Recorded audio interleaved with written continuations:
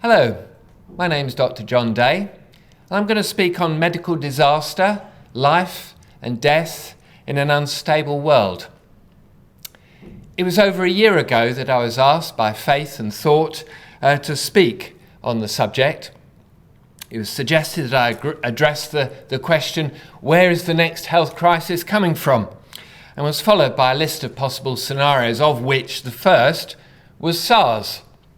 Well, I'm torn between congratulating and condemning the Faith and Thought Planning Group for their prescience. And I'm sure the irony of having to cancel a symposium on catastrophe is not lost on any of us.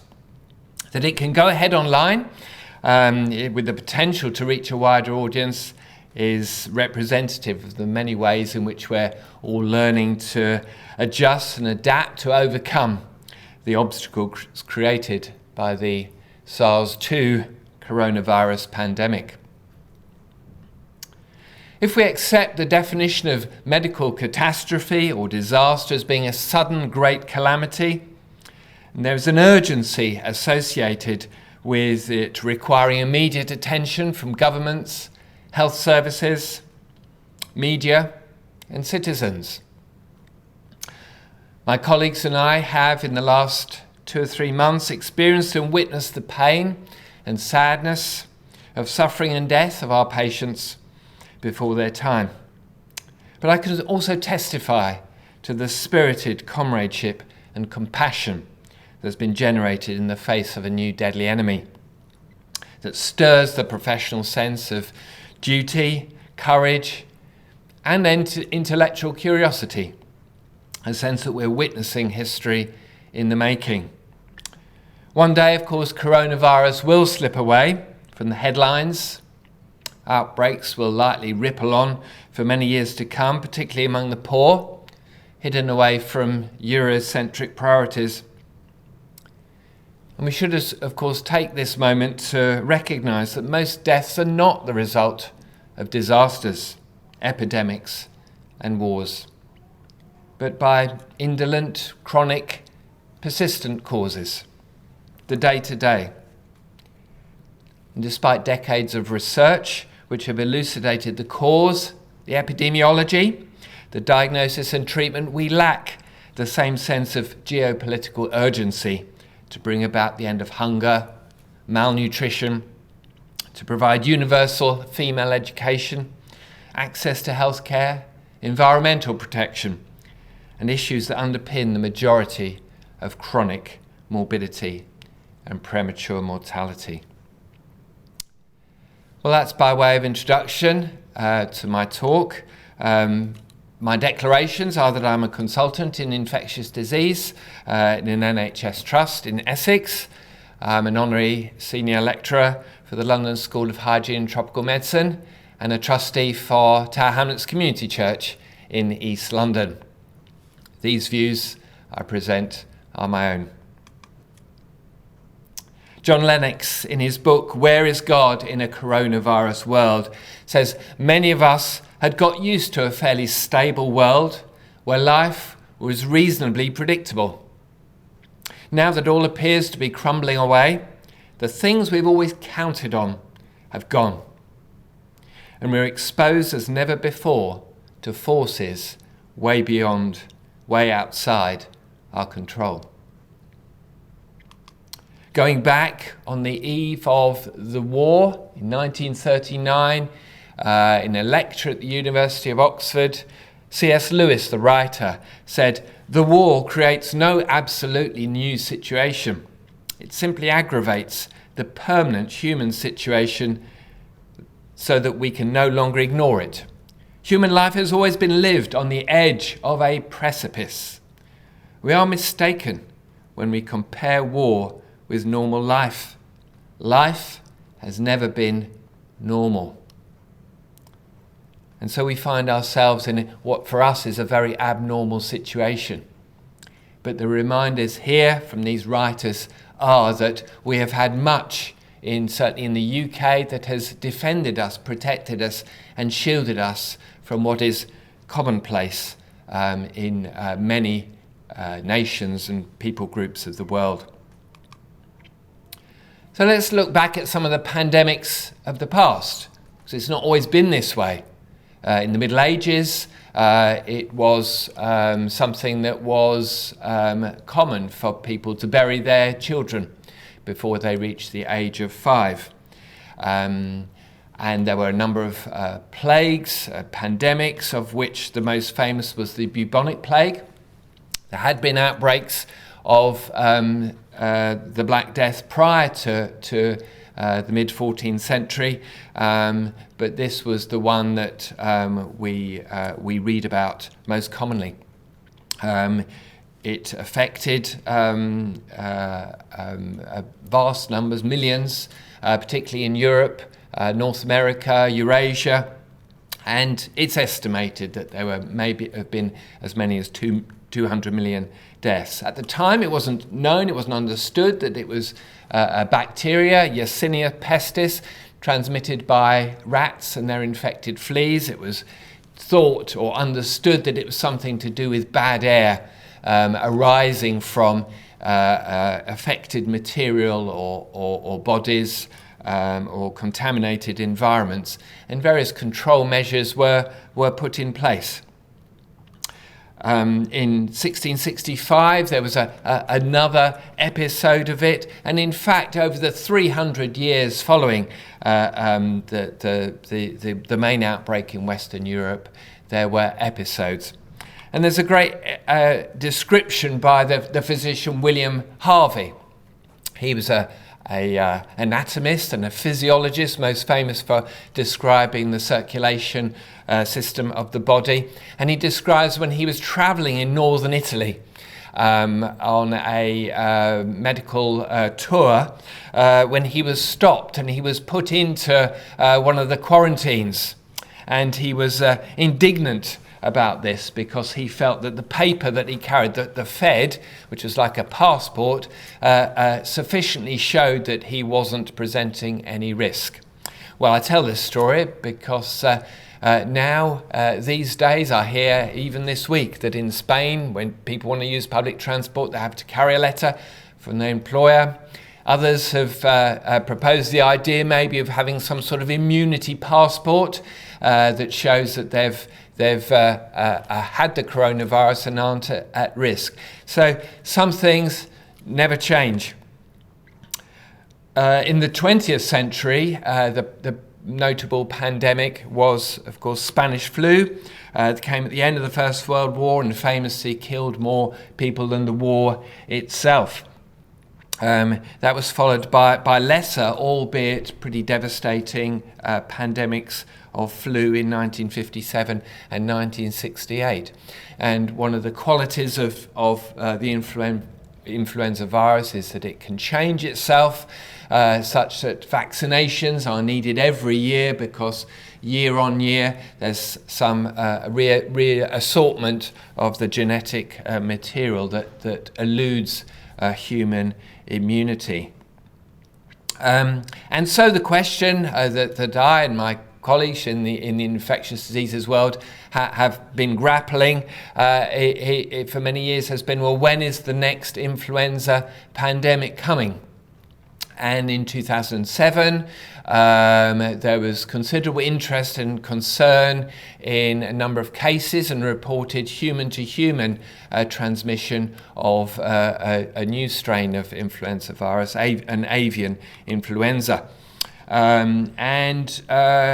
At that time, and this is taken from a slide set that I presented in this very lecture theatre at the time, was preparing us for the possibility that the next pandemic was coming and may have devastating effects. Much preparation was made, but we should remember that medicine is a science of uncertainty and an art of probability.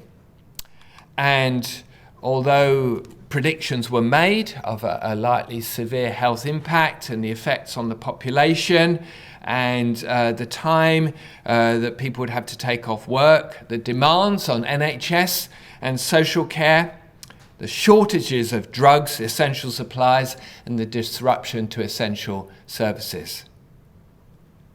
Sound familiar? Well, that has happened, but it wasn't back then.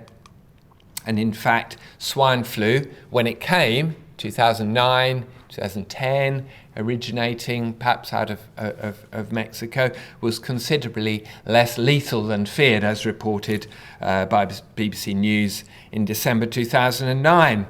And it's quoted there by the reporter that governments and health chiefs took unprecedented steps to keep the first pandemic for 40 years at bay. But with the swine flu virus now looking to be on its way out, the question on everyone's lips is, did we overreact? And the chief medical officer, Sir Liam Donaldson, attracted considerable criticism at the time for being a scaremongerer. Huge millions of pounds are spent on huge stockpiles of antivirals that went unused. And the sense was that the public health fraternity had got this wrong.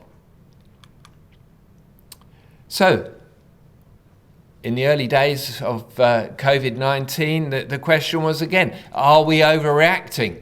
And of course, you know, in recent weeks we've gone that roller coaster, haven't we? Of some suggesting to begin with that it was it would come to nothing, that it was fake news, that we were giving in to the fearmongers.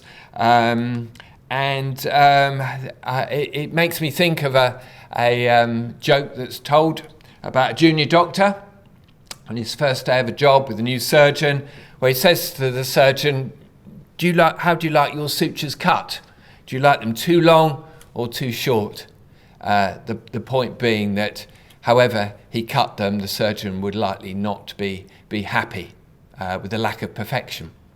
And so when it comes to predicting pandemics, it could be said that you're damned if you do and you're damned if you don't with it. And a lot of it does come down to how we like our risk. Do we over-prepare? Do we under-prepare?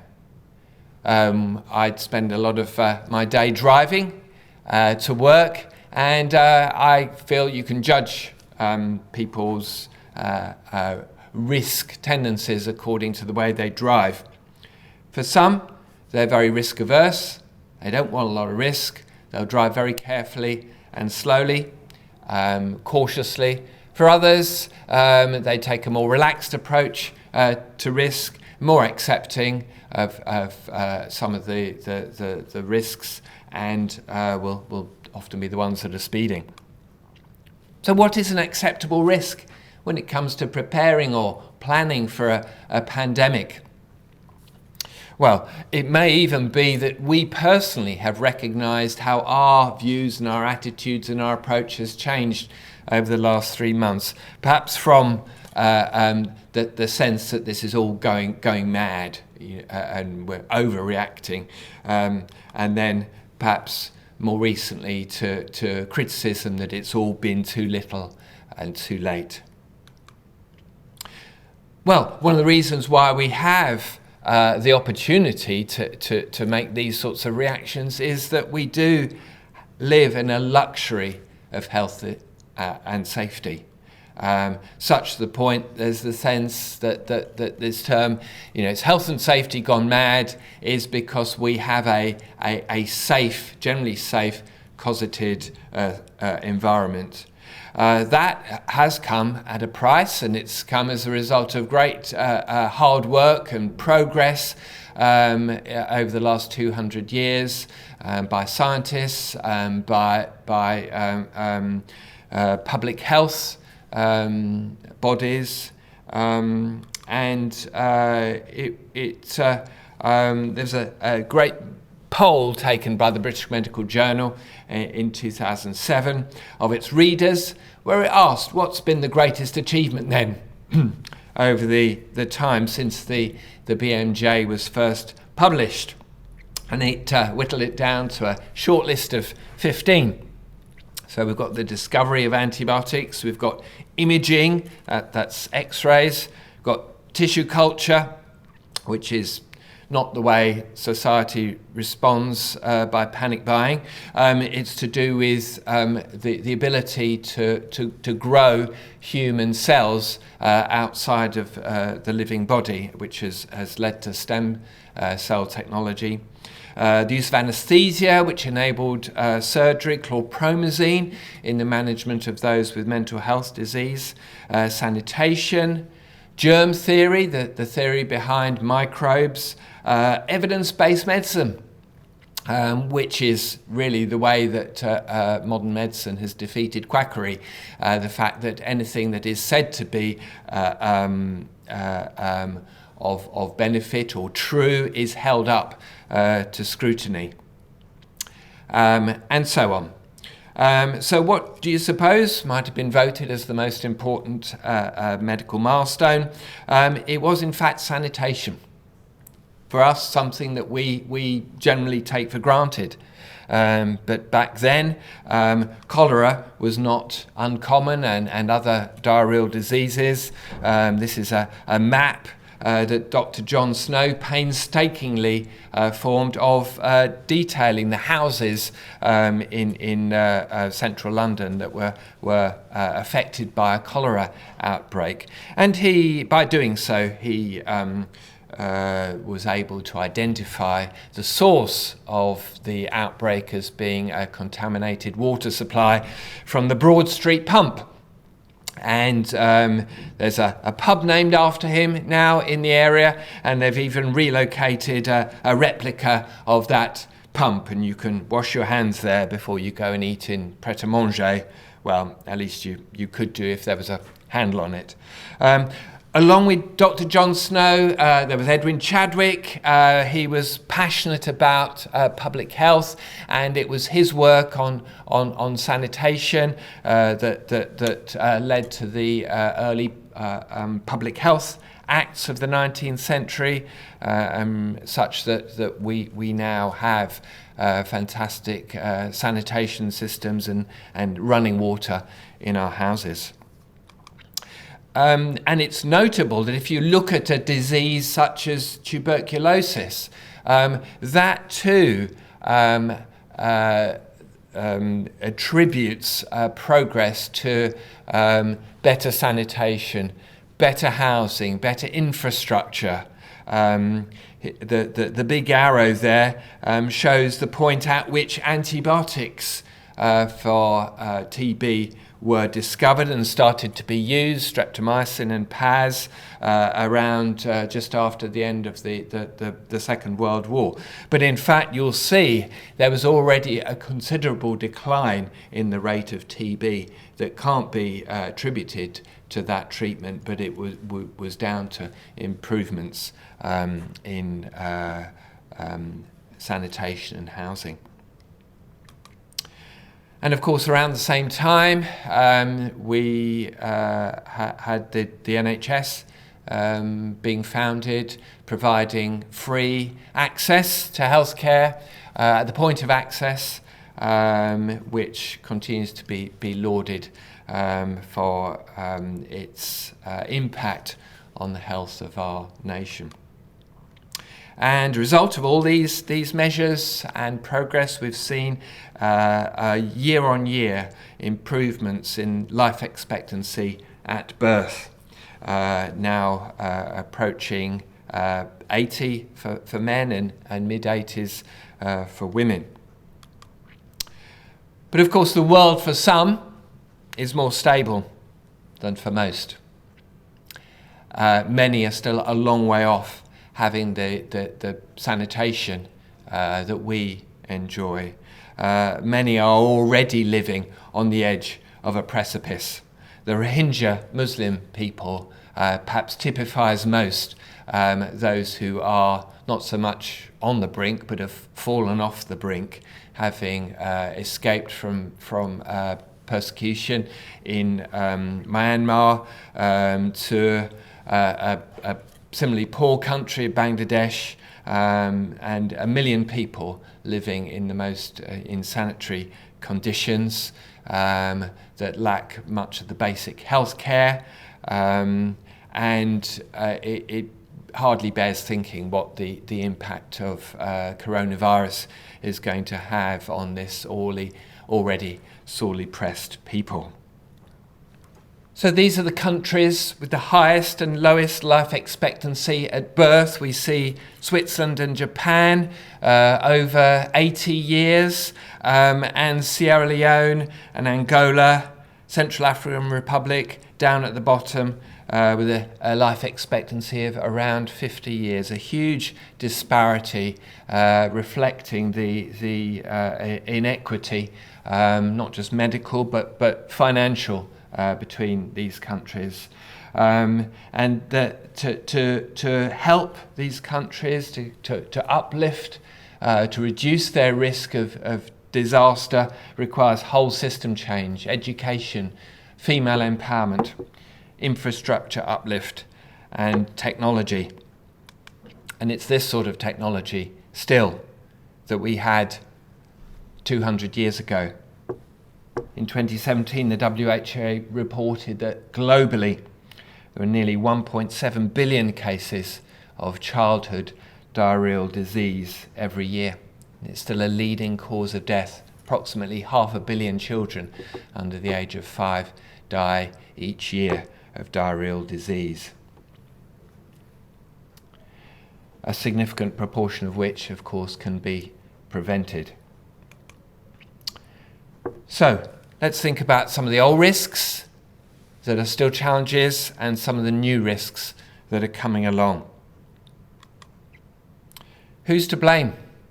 Well, before I go into that, it's ironic that just at this moment when we need the global community to pull together, it's already becoming a time when there's criticism and blame setting in. And the World Health Organization is perhaps the only organisation that we have that can ensure that we keep the priorities on the world consciousness. So the top 10 health risks in 2019 listed here. Air pollution and climate change, which of course Andy is covering well in his talk. Non-communicable disease is something that perhaps less familiar to many, whereas traditionally in richer countries, we, such as the UK, the poor are disproportionately impacted by lifestyle diseases. These lifestyle diseases, if you like, such as smoking, obesity, diabetes, becoming increasingly prevalent as issues in resource-poor countries. Here's a prediction that whereas there were 100,000 deaths due to tobacco use last century, in this century, without any further interventions, there may be as many as 1 billion deaths. And the preponderance of these will be likely be in those resource-poor countries. Obesity is increasingly an issue, and not just in the wealthy nations. Its association with cardiovascular disease, stroke, dementia, and diabetes is likely to have an enormous impact. We can't think about medical disaster without referring to these issues that are increasing problem. A word on prevention and the unpalatable price of prevention. So for many of these diseases, they require some measures that don't result in any obvious immediate benefit. So hand washing, vaccination, blood pressure medication, low cholesterol diet, exercise, condoms, social distancing, all of these are measures that reduce the risk, reduce the rate of conditions, be they infectious or non-infectious. And we as individuals, we as communities, we as society, as nations, find it hard to pay the price for prevention. We're usually slow or unwilling, personally or collectively, to protect or prevent, because it involves some sort of deprivation. us having to say no to something that we enjoy, or to cut down, or to discipline ourselves to exercise more and use the car less. And then there's the financial cost involved. Healthy food often costs more than unhealthy food. We've already referred to the cost of preparing for pandemics. And of course, we as a nation at the moment are having to take difficult short-term decisions to pay whatever it costs to support our economy, to prevent further disasters, such as not being able to fund the health service in the future.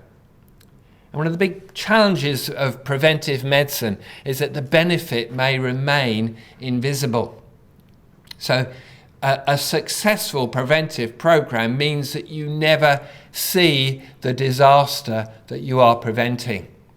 And there will always be that criticism that these measures were unnecessary. And therefore we need some other motivations to help us to take these preventative measures. And we're seeing, of course, the motivations to protect the NHS and save lives, or maybe to protect children by ensuring that they have their vaccinations. So back to our list of the top 10 health risks. So there's a threat of a global influenza pandemic. It hardly bears thinking that threat remains as it did back in 2009 when we had the false start to another influenza pandemic. Fourthly, the risk to those living in the fragile and vulnerable settings that we've talked about, but also those in regions affected by drought and conflict. The conflict in Yemen that goes on and on, the Syrian conflict remains a human disaster. And whenever there is conflict, it brings with it in its wake disease, be it the immediate cholera outbreaks or malnutrition, and greater vulnerability to infectious diseases. Antimicrobial antibiotic resistance is something that we continue to worry about, as we have a finite number of antibiotics available to us, and the more they're used, particularly where they're used inappropriately, the greater the risk of breeding bacteria that develop a resistance against them, so that they're no longer ineffective. Thankfully, there are more products being developed, but it's a reminder of the importance to us of protecting what we have. So progress in antimicrobial therapy is being increasingly undermined. And it's not only a result of inappropriate or excessive use, but also the problems we face with infections within healthcare institutions. And we need health system strategies to preserve good governance of antibiotics, and they're known as antimicrobial stewardship. A reminder to me of in Genesis 3 when God called man to be a good steward over creation and delegated responsibility for something that didn't belong to him. And so it's for us to preserve and maintain and allow to flourish for our generations to come what we are enjoying, and not to jeopardize their legacy. And we need those who can steward the valuable medicinal resources for generations to come. We need those who can plan for the future. We need those who can identify challenges and research needs, and to develop new products to fill the gaps in our armamentarium. Ebola is a virus that causes intermittent outbreaks, particularly so in West Africa in the middle of the last decade, but it continues to emerge, and it's a particularly infectious, particularly fatal virus that we've not yet in any sort of scale had to contend with in the UK or in any Western country. Weak primary care. Again, the basic provision of healthcare is something that we have in this country that is not available to the vast majority of the world. Vaccine hesitancy is an interesting term. Undoubtedly, vaccines have protected thousands, millions of children against common childhood infections. But as these diseases become less common, so a complacency can set in, and certainly we've seen that in this country around apparent health scares around the measles vaccine that are seen to outweigh the potential benefits of it. And so is the case with disease such as polio, where we stand on the brink of being able to eliminate polio, which a virus that causes terrible muscle weakness, disability, paralysis. And in a similar way to smallpox was being eradicated by an intensive, aggressive immunization program in the early 1970s. So there's an opportunity in our generation to eliminate another infectious disease. But it's not quite there because of some hesitancy in some populations to having their children immunized. Dengue is not something that we hear much about. It's a mosquito-borne disease like malaria, causes a viral infection for which we have no cure. Again, it can cause very severe disease. Thankfully, the vast majority, it's mild, but it can be fatal in a proportion. And it's the concern about dengue is particularly the fact that where we see climate change and increase in temperatures in countries, so we may see dengue being more widespread. Currently, only a disease of tropical and subtropical countries. HIV has not gone away and continues to cause very severe devastation in many countries of the world, particularly to a young population, and therefore having a major economic impact on the ability of those countries to develop. There has been great progress, although no cure, no vaccine. Anti-HIV therapy is now much more widely available than it was 20 years ago.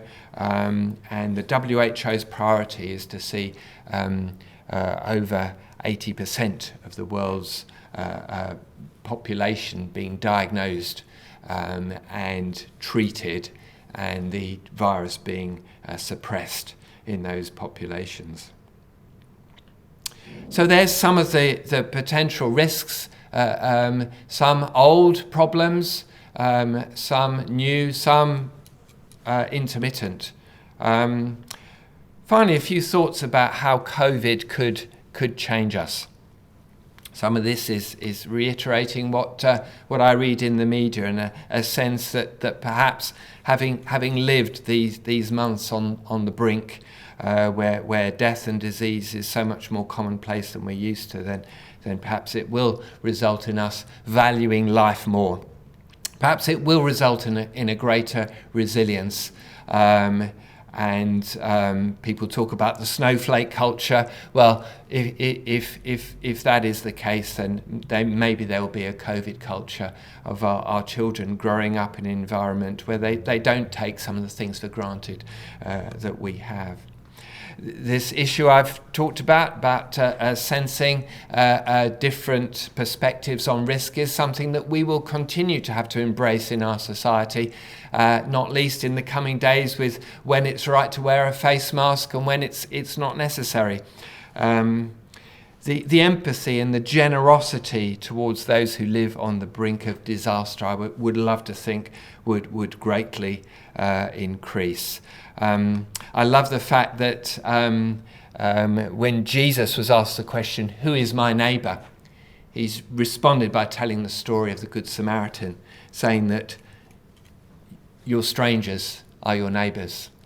And that there's echoes of that in the NHS volunteer app, which has been named the Good Sam app, a reminder of our where it's fantastic how a neighbourliness has developed in many communities, but also a neighbourliness towards strangers and those to whom we owe nothing.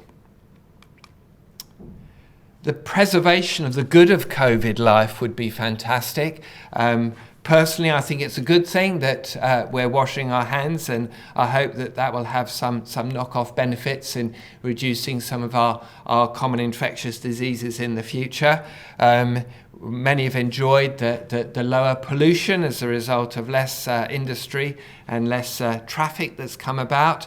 The drive towards more cycling is certainly something that I would applaud. But there's something about the slower pace of life, of living with boredom, if you like, living more with ourselves, and the formative experiences that I've referred to for our children. How else could COVID change us? Well, maybe we would be caused to find a significance and meaning in suffering that perhaps previously we've overlooked. For some, writing from a severe secular culture, there is no meaning in suffering. Richard Dawkins wrote, "The total amount of suffering per year in the natural world is beyond all decent contemplation. In a universe of electrons and selfish genes, blind physical forces and genetic replication, some people are going to get hurt, other people are going to get lucky, and you won't find any rhyme or reason in it, nor any justice." Others would say that there is meaning in suffering. Timothy Keller, in his book Walking with God Through Pain and Suffering, writes, "At the heart of why people disbelieve and believe in God, of why people decline and grow in character, of how God becomes less real and more real to us, is suffering." And he writes that the Bible centres on suffering. Seventhly, maybe we would think more about preparing for our own death. Anne Patchett, an American writer, wrote in the New York Times once, "Staving off our own death is one of our favourite national pastimes. Despite our best intentions, it is still for the most part random, and it is absolutely coming." And finally, the way we seek a saviour has been interesting during these times. Every disaster story has a baddie and a hero. And if the baddie has been the coronavirus during the coronavirus pandemic, then the goodie has been the NHS. Perhaps its status being more firmly cemented as the national religion. We've seen an outbreak of rainbows of hope. I love what somebody once mentioned, that Noah was the first disaster manager. In the Genesis flood, Noah's described as being a master planner and executor of an evacuation of biblical proportions. And the rainbow, of course, being the mark, the promise after the flood, after the rain, after the storm, of good things to come. But the Bible talks of another saviour, the death and disaster destroyer, that's predicted in Isaiah. He will destroy the shroud, the death shroud that enfolds all people, the sheet that covers all nations. He will swallow up death forever. The sovereign Lord will wipe away the tears from all faces. And in a chapter from the book of 1 Corinthians in the New Testament of the Bible, where Paul has described the death and resurrection of Jesus, He says, when the perishable has been clothed with the imperishable, and the mortal with immortality, then the saying that is written will come true. Death has been swallowed up in victory. Where, O death, is your victory? Where, O death, is your sting? So medical disaster, something that we've had to grow considerably more used to than we did even 6 months ago. Something that may be with us for many years to come.